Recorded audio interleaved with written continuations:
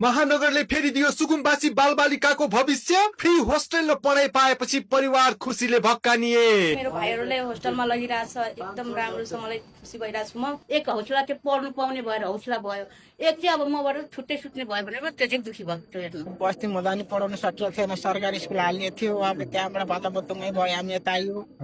आएपछि अब सरहरूले व्यवस्थित गरिदिनु भयो, राम्रै छ, धन्यवाद छ। के भन्ने बाबा, के भन्ने, के भन्नु मन छ?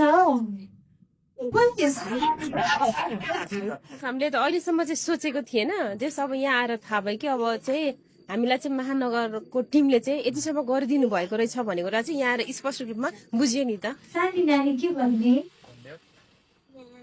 म्याम भन्ने, टिचर बाबु के भन्ने, के भन्ने बाबा, के भन्ने, के भन्नु मन छ? अनि ग्रीन टी सर्टलाई के भन्नु मन छ?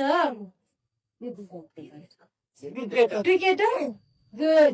त्यसपछि कालो टी सर्ट लगाउने भाइलाई के भन्नु मन छ? Army, very good. दर्शकबिन, काठमाडौँ महानगरपालिकाले सुकुम्बासी बालबालिकाहरूलाई फ्री होस्टेल र फ्री पढाइको व्यवस्था गरेको छ।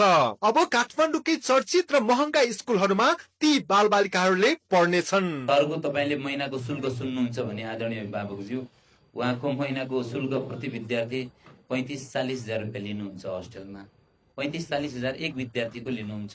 क श्रेणीको विद्यालय उहाँको, मैले इक्जाम्पल मात्रै दिएको हो। 35-40 हजार क श्रेणीको विद्यालय तपाईको बाबु नानीलाई उहाँले म फ्रीमा पढाउँछु भन्नुभएको छ। योभन्दा ठुलो मुटु के हुन सक्छ? त्यो पनि एक महिनाको 35-40 हजार होइन। अब हामीले के भने हाम्रो छोराछोरी पढोस्, ठुलो मान्छे होस्, हामीलाई पनि सिटै व्यवस्थित गरिदियोस्, हामीले त्यही नै भन्ने हो। त्यहाँभन्दा के चाहिँ हामी गर्न सक्छौँ र? भाइ बहिनीहरू, तपाईँहरूलाई चाहिँ एकदमै धेरै शुभकामना छ। All the best. पढ्न चाहिँ राम्ररी पढ्नु है, है पढ्न चाहिँ मन लाएर पढ्नु, राम्रो पढ्नु। तपाईँलाई जे बन्नु मन लागेको छ जिन्दगीमा, जे बने पनि एकदमै असल नागरिक बन्नुहोस् है।